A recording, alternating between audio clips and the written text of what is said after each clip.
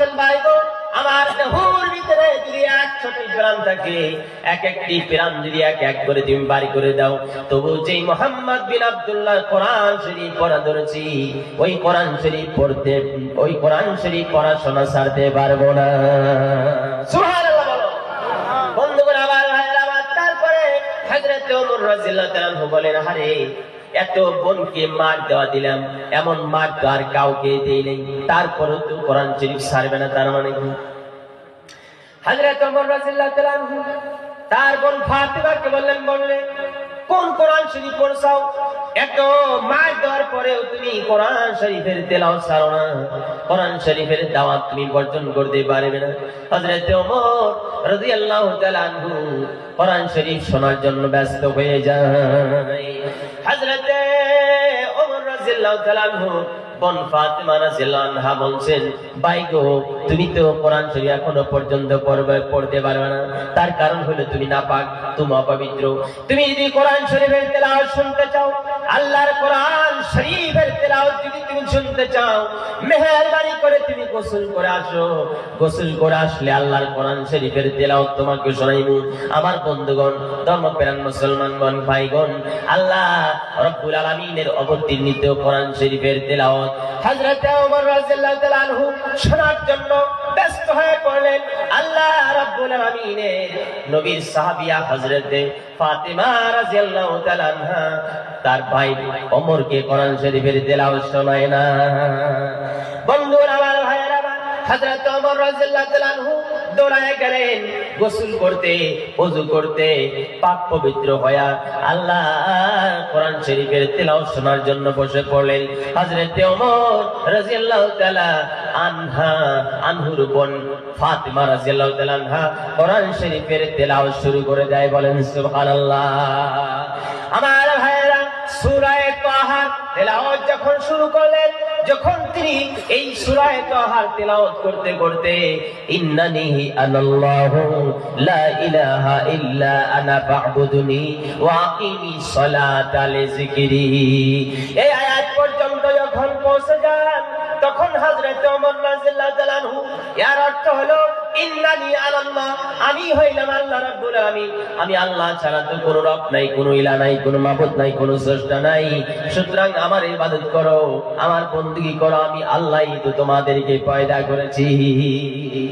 এই আয়াত পর্যন্ত পৌঁছে যখন গেলেন, হযরত ওমর রাদিয়াল্লাহু তাআলা আনহু কোরআন শরীফের তেলাওয়াত শোনার পরে ঝরঝর করে দুই চোখের পানি ছেড়ে দিলেন আর কান্না শুরু করলেন আর বললেন, আশহাদু আল্লা ইলাহা ইল্লাল্লাহু ওয়া আশহাদু আন্না মুহাম্মাদান আবদুহু ওয়া রাসূলুহু। নারায়ে তাকবীর। যে ওমর রাদিয়াল্লাহু তাআলা আনহু মার দেওয়ার জন্য, আল্লাহর নবী সাল্লাল্লাহু আলাইহি সাল্লামকে কতল করার জন্য ল্যাংটা তরবারি নিয়ে আসতেছিলেন, ওই ওমর রাদিয়াল্লাহু তাআলা আনহু কালিমা পড়ে মুসলমান হয়ে যায়। বন্ধুগণ আমার, ভাইরা আমার, তারপরে আমার বন্ধুগণ, হযরত ওমর রাদিয়াল্লাহু তাআলা আনহু আল্লাহর রাসূল সাল্লাল্লাহু আলাইহি সাল্লামকে দেখার জন্য ব্যস্ত হয়ে পড়ল। হযরত ওমর বললেন, ইয়া আমার বোন ফাতিমা, আর দেরি কইরো না, আমাকে নিয়ে বিশ্ব নবী রাহমাতাল লিল আলামিনের কদম মোবারকে হাজির করে দাও, আমি রাসূলুল্লাহর কদম খানা আমি চুমা খাইতে চাই। হযরত ওমর রাদিয়াল্লাহু তাআলা আনহু আল্লাহ রাসূল সাল্লাল্লাহু আলাইহি সাল্লামের দিদারের জন্য ব্যস্ত হয়ে পড়লেন। বন্ধুরা আমার, ভাইয়েরা আমার, দিন দরদি মুসলমানেরা, ধর্মপ্রাণ বন্ধুরা, তারপরে হযরত ওমর রাদিয়াল্লাহু তাআলা আনহু আল্লাহ রাসূল সাল্লাল্লাহু আলাইহি সাল্লামের দিকে ছুটে পড়লেন। হযরত ওমরের বোন ফাতিমা নিয়ে ছুটলেন। আল্লাহ রাসূলের সাহাবীরা থরথর করে কাঁপা শুরু করলেন আর বললেন, ইয়া রাসূলুল্লাহ, বাঁচার উপায় নাই কয়টা।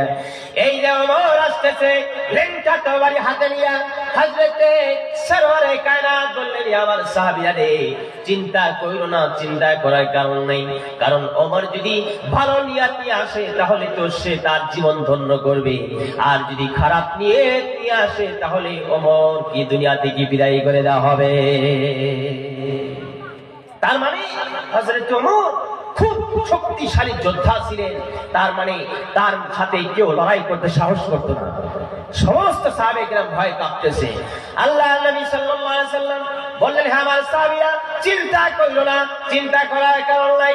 ওমর যদি ভালো নিয়ত নিয়ে আসে তার জীবন ধন্য হবে, আর যদি খারাপ নিয়ত নিয়ে আসে তাহলে তার জীবনকে দুনিয়া থেকে বিদায় করে দেওয়া হবে। আমার বন্ধুগণ, হযরত ওমর রাদিয়াল্লাহু তাআলা আনহু নিকটে গেলেন, আল্লাহ রাসূলের কাছে যায় বসে পড়লেন। আল্লাহর নবীকে বললেন, নবী গো, বুঝি নাই, বুঝতে পারি নাই, যার জন্য তোমাকে মারার জন্য আসছিলাম।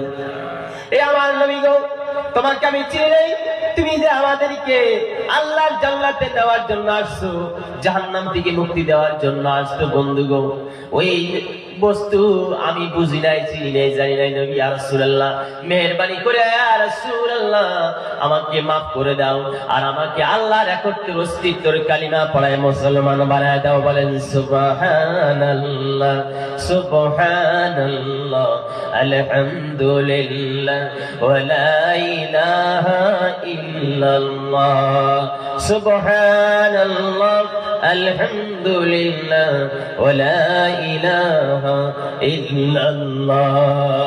বন্ধুগণ, আমার ভাইরা, এই কোরআনের জন্য আল্লাহ রাসূল বলতেছিলাম বহু কষ্ট করেছেন, দুঃখ করেছেন, দন্ত মোবারক শহীদ করে দিয়েছেন, পেটে পাথর বেঁধে আল্লাহ নবী সাল্লাল্লাহু আলাইহি ওয়াসাল্লাম দ্বীন ধর্ম কোরআন প্রচার করেছেন। করছেন কি করেন নাই? করেন নাই? আল্লাহর নবীর পেটে দুইটা পাথর বাঁধা ছিল। রাসূল করিম সাল্লাল্লাহু আলাইহি ওয়াসাল্লাম খাদ্য খাইতে পান নাই, খাবার ছিল না, খাদ্য ছিল না।